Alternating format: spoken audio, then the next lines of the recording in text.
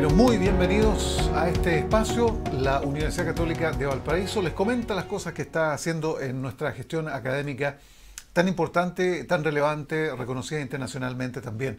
Tenemos 25 minutos aproximadamente y hoy día las autopistas urbanas, fundamentales, ¿no es cierto?, para el desarrollo del país, son decisiones, son obras públicas en materia de transporte. Ahora, alguien dirá que en el último tiempo a lo mejor no han habido muchos proyectos importantes, vías estructurantes. Puede ser aspectos políticos, administrativos, burocráticos, económicos. Bueno, hay un esfuerzo que se necesita para regiones, para nuevas vías, para diversificar de forma concreta cómo moverse, ¿no es cierto?, sobre todo en regiones, cómo desplazarse. La infraestructura es uno de los motores de la economía y la calidad de vida. Lo vamos a conversar con Franco Basso, académico de la Escuela de Ingeniería Industrial de nuestra PUCB. UCB Televisión, primer canal digital abierto, cultural, 24/7. Distintas tendencias, distintos ámbitos de la actividad cultural de un país y del mundo que se lo presentamos de una manera entretenida. UCB Televisión, UCB TV, ¿no es cierto?, en online, ucbtv.cl, y también en distintas regiones donde estamos con la señal abierta digital. UCB Radio, estamos en la señal online, por supuesto, para todo el mundo, ucbradio.cl, distintos programas de cobertura local en el 103.5, pero que también nos interpreta y da a conocer cuál es la realidad a través del mundo. Ahí está UCB Radio. Bueno, bienvenidos. Tenemos los siguientes instantes entonces para conversar de lo que ya le estábamos planteando, las autopistas urbanas, su modalidad, su trabajo, cómo se está haciendo, qué se está pensando y qué está haciendo la Escuela de Ingeniería Industrial de nuestra PUCB. Franco Basso ya está en línea. Los saludo entonces, Franco, bienvenido. Hola, ¿qué tal? ¿Cómo estás? Muchas gracias por la invitación. Oye, no, a ti, gracias porque te tomas este momento. Estás en Houston, estás bastante lejos, digamos, no se nota porque la virtualidad nos permite esta cercanía, pero de todas maneras, por la diferencia horaria, que no es mucho en todo caso, pero de todas maneras, por hacerte el tiempo y conversar de esto que estábamos ya citando, las autopistas urbanas, el trabajo también de la infraestructura en términos generales, pero quería comenzar con Chile recibe premio por el desarrollo de herramientas contra la pandemia. Prestigioso galardón en Estados Unidos. Cuéntame, porque estoy leyendo un WhatsApp, ¿no es cierto?, que me llegó hace muy poco y felicitaciones. ¿En qué consiste esto, Franco? Muchas gracias. Sí, esta es, digamos, la última novedad que hemos recibido. Tremenda noticia. Este es el premio más prestigioso que existe en investigación operativa en el mundo. Es equivalente al Nobel de la Ingeniería Industrial. Por lo tanto, es realmente un tremendo reconocimiento que ha recibido Chile como país. Y particularmente lo ha recibido por el desarrollo de herramientas analíticas y de metodologías de investigación de operaciones para poder hacer frente a la pandemia durante estos últimos 2 años. Esto es un galardón que cumple con la llamada la hélice virtuosa de la investigación, que tiene que ver con la academia a través del Instituto de Sistemas Complejos de Ingeniería, del cual yo soy investigador, el gobierno a través de el Ministerio de Ciencia y el Ministerio de Salud, y el sector privado a través de la empresa Entel. Entonces, este proyecto es un proyecto que tiene, digamos, 4 líneas de acción, ¿Ya? y que fueron herramientas que nosotros generamos durante la pandemia. La primera tiene que ver con la medición de la movilidad, es decir, cómo las distintas medidas de confinamiento afectaron o no la movilidad en las ciudades. Y de hecho, algo nosotros conversamos en una entrevista durante el año pasado. Que estábamos haciendo mediciones nosotros justamente en la región de Valparaíso. Nosotros teníamos particularmente en la PUCB a cargo la medición de la movilidad en la región de Valparaíso, y la metodología que utilizamos es bien novedosa y por eso es rescatada también en este premio. Tiene que ver con la utilización de antenas celulares para hacer georreferenciación anonimizada y agrupada de las personas cuando se conectan, ya sea a ver su WhatsApp, a hablar por teléfono, y se generan estas conexiones con las antenas, permite esta georreferenciación que con un modelo matemático permite determinar cuál es el hogar de la persona y cuáles son los movimientos que hace fuera de su hogar. Entonces, durante estos 2 años estuvo monitoreando, particularmente en la época de mayor confinamiento, se estuvo monitoreando cuál era el nivel de acatamiento que tenían los confinamientos en todo Chile y Sí. particularmente nosotros en la región de Valparaíso. Hay otras 3 iniciativas que voy a comentar brevemente para no extendernos tanto, que corresponden a otros desarrollos que también se generó y que hacen parte de este premio que recibimos hace algunos días. Estuvo aquí presente la ex subsecretaria de Salud, Paula Daza, que entregó un sentido discurso con respecto a las herramientas que se generaron. Yo invito a la gente que está viendo este programa que pueda buscar ese discurso en el cual se nos hace entrega de este premio y las palabras que genera la subsecretaria. Además nos acompañó el exministro de Ciencias, Andrés Ku. Las otras 3 iniciativas son las siguientes. La primera tiene que ver con la predicción de camas UCI en los momentos más complejos de la pandemia. Se generaron muchas dificultades para poder mantener y tener aseguramiento de que todas las personas iban a poder tener una cama si era necesario. Y en ese sentido, poder predecir la cantidad de camas justa, de modo de que no hubiesen camas extra, porque eso por una parte te genera costo y por otra parte desvía el foco de otras enfermedades que se generan, pero tampoco es que faltaran camas porque no queríamos que muriera gente. Y por tanto, medidas como esta de predicción de la cantidad de camas sirvió para la toma de decisiones y permitió finalmente generar una asociación que tomara en cuenta los datos que se iban generando. Las otras 2 medidas, la primera tiene que ver con la búsqueda activa de casos. Una vez que comenzaron a disminuir la cantidad de casos que había en las distintas regiones, había que buscar aquellos casos asintomáticos, y la metodología que desarrolló el instituto permitía determinar en qué lugares convenía hacer esta búsqueda activa de modo de maximizar la cantidad de personas asintomáticas encontradas. Y el último desarrollo tiene que ver con las vacunas. En su minuto Chile fue pionero en la cantidad de vacunas que llegaron, particularmente de Sinovac y de Pfizer. Pero justamente como Chile fue pionero, no había demasiada información con respecto a la inmunidad que te generaban y cuánto duraba esta inmunidad. Entonces, a través de un convenio con la Facultad de Medicina de la Universidad de Chile, el instituto logró hacer un estudio que permitía analizar la inmunidad y comparar la inmunidad en el tiempo entre Sinovac y Pfizer, encontrando que ambas generaban una inmunidad tremendamente importante. Sin embargo, la de Sinovac disminuía de manera mucho más rápida que la de Pfizer. Por lo tanto, esta política de la tercera dosis, que se nos recuerdan, ya estamos en la cuarta, se generó en gran medida por este desarrollo que fue publicado en la prestigiosa revista The Lancet, y que permitió demostrar que, a diferencia de Pfizer, aquellos vacunados con Sinovac tenían una disminución en su inmunidad que era mucho más rápida, por lo tanto era muy necesaria poder avanzar en esta tercera dosis. Sí. Oye, bueno, importante, digamos, y honorífico reconocimiento, ¿no es cierto?, a nivel internacional de este trabajo mancomunado, que te incluye también, ¿no es cierto?, dentro de todo este procedimiento, de estas instancias de participación.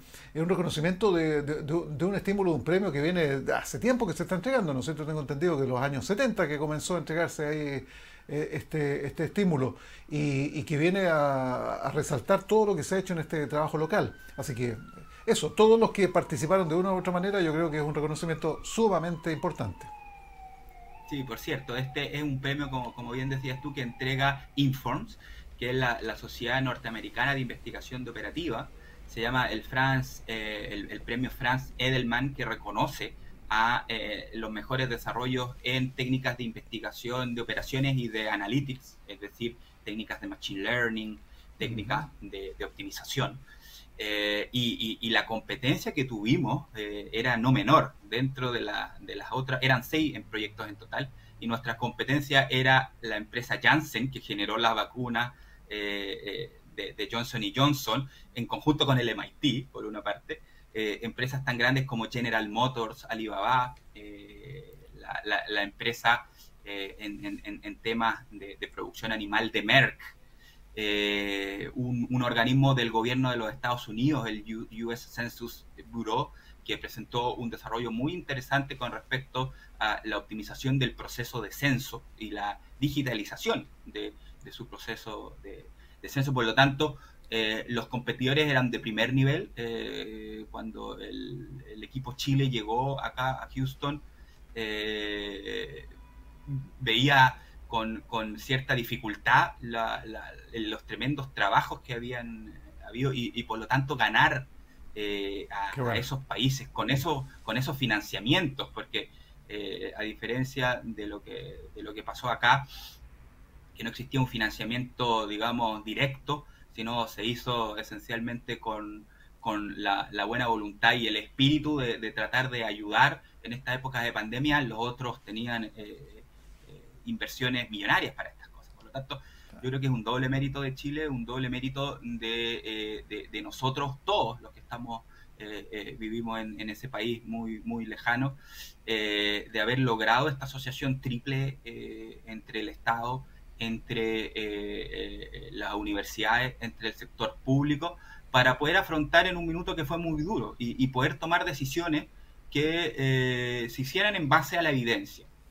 Y yo creo que eso fue muy potente, nos permitió ser los que mejores afrontáramos la pandemia en Latinoamérica, incluso mejor que países, digamos, como Reino Unido o otros países con ingresos mucho más altos, además, y por lo tanto tenemos que todos estar muy orgullosos como Chile. Este es un premio que se le entrega a Chile. Dentro del video y la presentación que se hizo acá en Houston, tuvimos el apoyo del gobierno entrante, es decir, esto no se trata de un gobierno en particular. En el video que se genera para presentar el trabajo, aparece directamente el nuevo presidente Gabriel Boric entregando el apoyo a las herramientas que aquí se generaron. Por lo tanto, realmente esto es algo de Estado y esperemos que esta visión de investigación aplicada, de investigación con impacto, siga durante los próximos años. Sí, y por sobre, ¿no es cierto?, los gobiernos de turno, políticas de Estado, ¿no es cierto?, para trabajar en conjunto y para llegar a estos niveles, ¿no es cierto?, y este reconocimiento internacional. Una vez más, felicitaciones a todos los que participaron de eso. Oye, y ya que estamos hablando, Franco, de trabajo en conjunto, la empresa privada, el Estado, el gobierno de turno, también los trabajos investigativos que hacen las distintas casas de estudios superiores, ¿no es cierto?, y lo que nos compete directamente como Universidad Católica de Valparaíso. ¿Cómo eso se puede traspolar, digamos, a lo que vamos a señalar, digamos, como tema de conversación en el día, que es la infraestructura? La infraestructura que en algún momento alguien podría decir, claro, en mayor o menor medida se están haciendo trabajos de todas maneras. La economía funciona, la calidad de vida funciona en torno también a las infraestructuras. ¿Cómo se puede analogar ese trabajo y ese trabajo en conjunto? A eso me refiero, Franco. Mira, la infraestructura es clave, es realmente un motor del desarrollo, y nunca tiene que perderse de vista que la infraestructura genera equidad, porque las personas que, digamos, tienen un mayor poder adquisitivo van a poder hacer, digamos, de todas formas sus actividades del día a día, por ejemplo, en el rubro de transporte a través del automóvil, por ejemplo, van a tener un estándar alto. Pero una persona que no tiene los recursos, cuando tiene acceso, por ejemplo, a un tren de alto nivel, cuando tiene acceso a un aeropuerto de calidad, cuando tiene acceso a distintas obras, realmente le cambia la vida.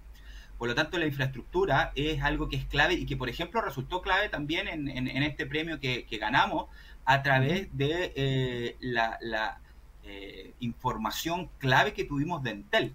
Eso se ha generado a través de un desarrollo que ha hecho la industria privada durante muchos años y que permitió tener acceso a datos que son realmente muy desagregados y de alta calidad.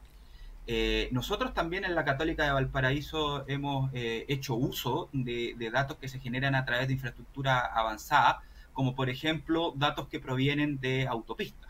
Nosotros hemos desarrollado, justamente la Universidad Católica de Valparaíso, en conjunto con el Instituto de Sistemas Complejos de Ingeniería y la Universidad de Chile, tenemos un desarrollo que ya lleva casi de 5 o 6 años, de una asociación también con el mundo privado, para generar modelos de predicción de accidentes en autopistas urbanas. Tenemos un convenio firmado con la Autopista Central que nos permite obtener información directa de los pórticos de cobro. También hay información muy desagregada. Cada vez que pasa un vehículo, podemos determinar cuál es el carril por el que pasó, cuál es la información de la patente de ese vehículo, a qué velocidad iba, y eso te permite generar una serie de cosas que hemos generado en el pasado, como estos modelos de predicción de accidentes, en el cual tenemos el primer software de predicción de accidentes que funciona en el mundo y que está operando en Santiago, en la Autopista Central, pero además nos permite resolver problemas y responder a interrogantes muy relevantes en un contexto nacional. Volviendo al tema del COVID, nosotros estamos desarrollando una investigación que esperamos enviar a revistas internacionales pronto, que permite analizar cómo varió los patrones de viaje en autopistas durante la época de COVID. Y justamente al tener acceso a esta información anonimizada, pero muy granular, podemos saber cosas del estilo como cómo afectó a las distintas comunas, cómo afectó a los distintos ingresos, y realmente ver y ir viendo lo que estuvimos haciendo en su minuto en tiempo real, pero una vez que ya pasó la pandemia, poder hacerlo con más calma. ¿Cómo afectó la pandemia realmente a distintas personas? ¿Cómo la inequidad de las ciudades quedó nuevamente de manifiesto?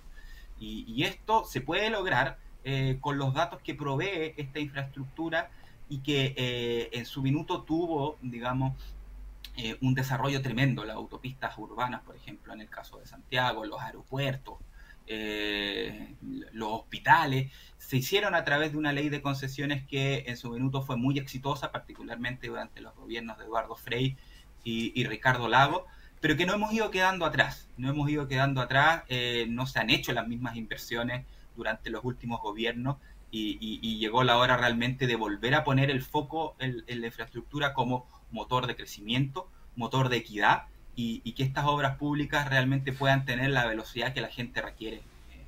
Franco, ahora hay que convenir, ¿no es cierto?, que son políticas, que son decisiones políticas, que tienen también criterios bastante más amplios, más allá de un criterio técnico.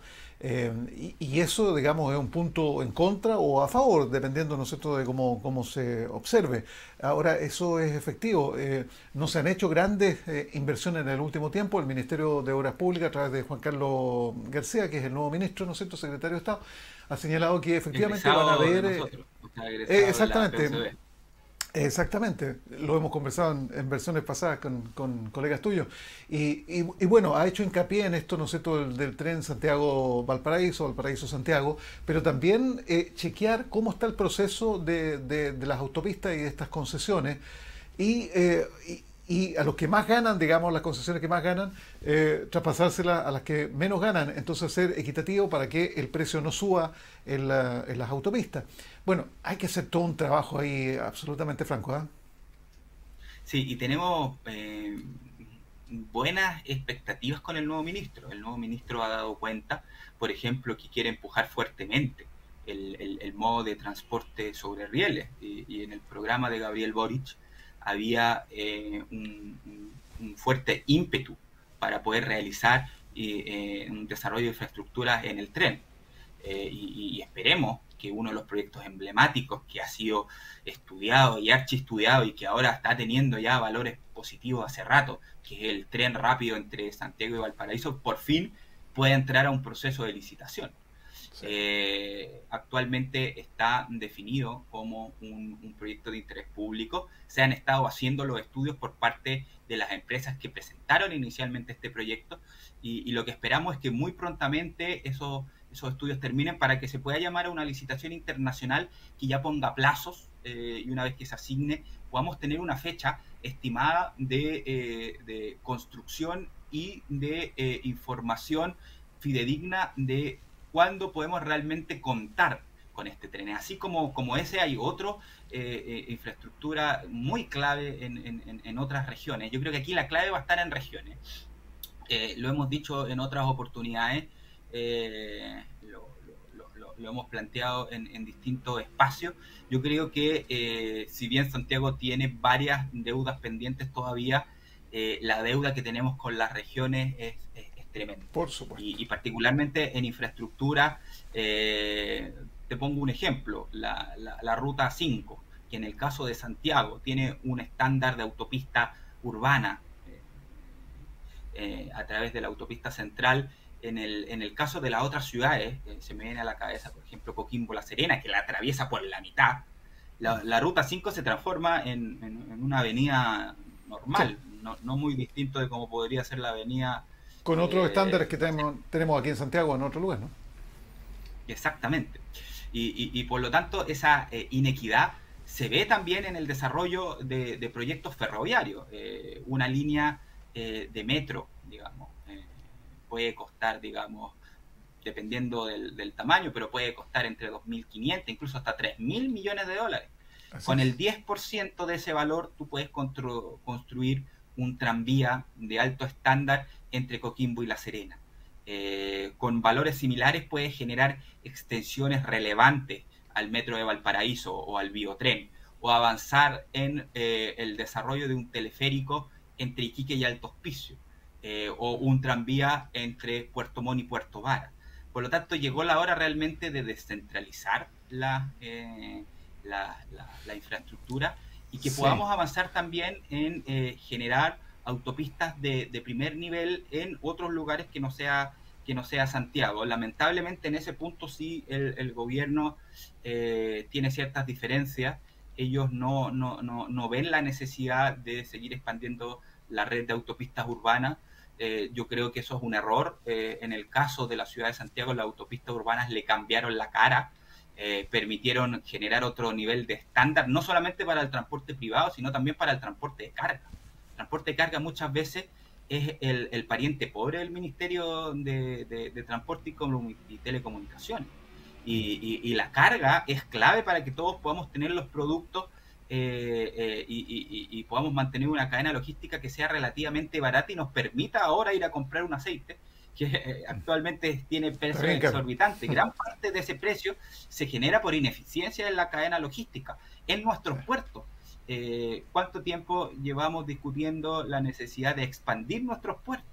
Y eso es algo que esperemos que la nueva administración pueda hacer suya y podamos avanzar más rápido que lo que se ha avanzado en las últimas administraciones. Oye, puntos, pero sumamente importantes, ¿no es cierto?, que nos estás señalando. Yo no sé, lo conversamos la semana pasada, un colega tuyo ahí también de la Escuela de Ingeniería en Construcción y de Transporte.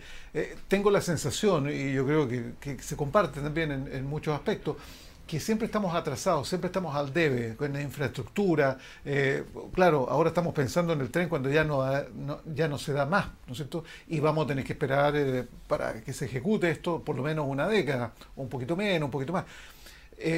Te das cuenta, el aeropuerto, lo dije la semana pasada, ¿no es cierto? Estamos en esta nueva etapa y sin embargo cuando ya entre en pleno funcionamiento ya vamos a estar, digamos, necesitando otra etapa más. Siempre estamos en esa parada en nuestro país.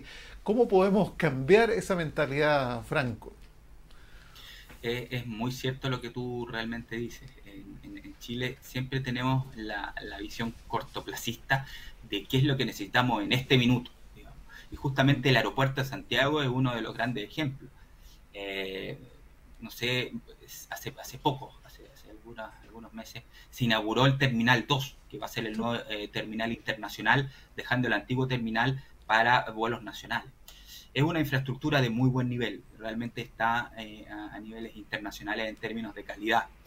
Y nos va a ayudar a avanzar y poder tener, digamos, un aeropuerto que sea razonable, pero al día de hoy, cuando nosotros pensamos realmente cuando se terminen de hacer todas las expansiones que se están haciendo, como bien decías tú, el aeropuerto ya se nos va a haber quedado chico y va a haber que estar pensando en nuevas licitaciones para nuevas expansiones. Eso es algo muy distinto por ejemplo, como se planifica aquí en Estados Unidos. En Estados Unidos, cuando tú vas a hacer una autopista, no lo haces para la capacidad que tú necesitas ahora, lo haces para una capacidad proyectada para Una 20, proyección. 30 años más, Mm. porque la infraestructura, a diferencia de otros proyectos, tienen un impacto que no es durante los próximos 2, 3 o 5 años, es a 20, 30 o 40 años más. Por lo tanto, las planificaciones y sobre todo estos proyectos que cuesta tanto que se desarrollen. ¿Hace cuánto, por ejemplo, que venimos hablando del tren a Valparaíso, de los años 90? Esto se conversó al principio en el gobierno de Patricio Elwin.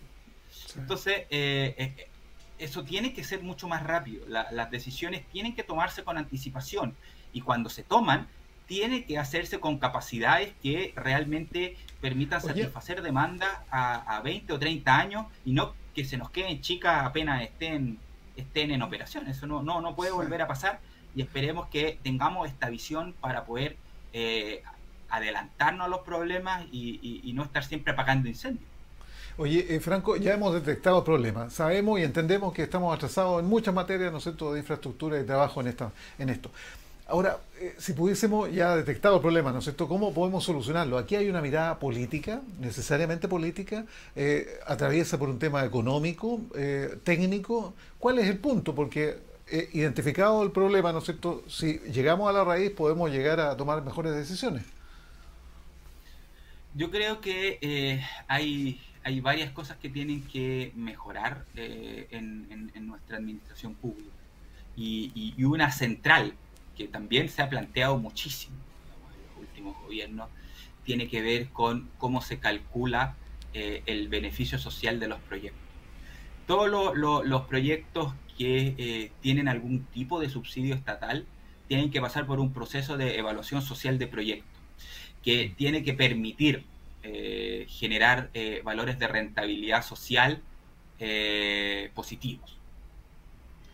El problema es que las variables que mide estas metodologías aceptadas por el Ministerio de Desarrollo Social son bastante miopes y esencialmente están relacionadas casi enteramente a desarrollo de disminución de tiempos de viaje. Y por lo tanto otro tipo de variables como puede ser, por ejemplo, el confort, como puede ser, por ejemplo, las externalidades que se generan para otros modos a través de, por ejemplo, las mejoras del espacio urbano, no están consideradas en estas metodologías. Y eso hace que a veces proyectos de muy buena calidad, que requieren no tanta inversión, como puede ser, por ejemplo, el desarrollo de ciclovías de alto estándar, no puedan ser aprobados porque no cumplen con el criterio de rentabilidad social. Entonces tenemos que reajustar estas metodologías para hacer que ciertos proyectos que son relevantes, que cumplan un rol social tremendamente importante, puedan avanzar. Lo segundo tiene que ver con modernizar la ley de concesiones y hacerla más ágil. Actualmente la ley de concesiones tiene una serie de etapas que hacen que, por una parte, las decisiones sean tremendamente políticas y por otra parte hace que sean tremendamente lentas. Cuando un privado quiere desarrollar un proyecto, tiene que presentarlo a las autoridades, como lo han hecho distintas empresas, por ejemplo el teleférico Bicentenario en Santiago, los mismos trenes rápidos, los tranvías en regiones, y una vez que la autoridad dice, mira, este proyecto es de interés público, comienza un periodo de estudios que a veces son demasiado extensos, pueden durar 2 o 3 años en generarse estos estudios para luego llamar a una licitación internacional.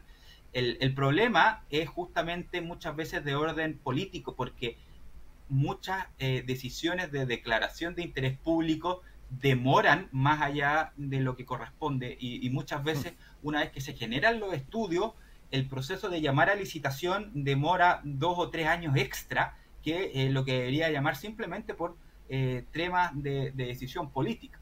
Y por lo tanto, este tipo de mejora debe hacerse con un sentido de urgencia, en el cual sigamos teniendo la calidad de evaluación que tenemos ahora, pero que no se queden entrampados los proyectos por razones burocráticas, que es lo que ha pasado muchas veces en tantos proyectos meramente estatales como proyectos público-privado, como puede ser con la ley de concesiones. Yo creo que en esos puntos tenemos muchísimo por mejorar, tratar de generar además una institucionalidad que permita tomar estas decisiones no con unos temas tan políticos y que sea más bien un consejo de expertos que incorpore a la sociedad civil, que vaya priorizando los proyectos más allá de esfuerzos directos de los gobiernos de turno.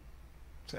Franco, ya vamos a tener oportunidad en una próxima ocasión, ¿no es cierto?, de seguir hablando y abordando esta materia, porque te quería preguntar también si hay una cierta mezquindad, llamémoslo así, ¿no es cierto?, política de un gobierno respecto a otro, ¿no es cierto?, porque sabemos que es un periodo de 4 años, y cómo vamos a dejar, ¿no es cierto?, que esta, bueno, eso se ve, ¿no es cierto?, y se puede entender. ¿Cómo se hace entonces en otros países? ¿Cómo se hace en Estados Unidos, ya que estás allá?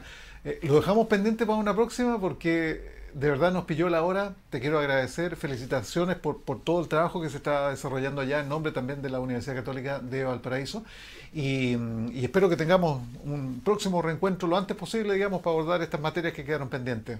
Gracias, Franco. Encantado, cuando quieras, yo siempre disponible para conversar contigo, conversar con UCBTV. Y muy contento y agradecido de la oportunidad de haber podido representar a la universidad en este importante logro que hemos logrado aquí en Houston, y que finalmente es un trabajo colaborativo de todos los chilenos, pero que haya un investigador de la Universidad Católica de Valparaíso, yo creo que es algo que tenemos que relevar como importante para nuestra institución. Por supuesto. Cuídate, que estés muy bien, ¿eh? Muchas gracias, que estés bien. Gracias a ti, Franco. Ahí está la economía, el desarrollo, la calidad de vida que se junta, que se interrelaciona con las autopistas, con el trabajo también del Ministerio de Obras Públicas en esta nueva etapa. Estaremos muy atentos a lo que vaya ocurriendo en esta materia, y también nuestros profesionales, nuestros especialistas y nuestros jóvenes estudiantes que están próximos a ser profesionales en un futuro mediano, ¿no es cierto?, y cercano, por supuesto, en nuestra Universidad Católica de Valparaíso, la Escuela de Ingeniería Industrial. Bueno, nos vamos agradeciendo a UCB Televisión, ucbtv.cl, nuestra señal online. Siempre transmisión educativa, cultural, entretenida, con clásicos también, series que no pueden faltar al momento de presentarles ahí a la familia los éxitos, ¿no es cierto?, que ustedes vivieron en una época anterior. UCB Radio 103.5 FM para nuestra quinta región, y en la señal online ucbradio.cl para todo el mundo. 24/7 de contenido también bien preparado, local, pensando también en nuestro país, y con la música de los 80, de los 90, grandes décadas que nos dieron tanto, ¿no es cierto?, tanta satisfacción en el ámbito local, nacional e internacional para la música. Nos encontramos en 7 días más en otro contacto con nuestra Universidad Católica de Valparaíso. Buen fin de semana y cuídense mucho. Chao.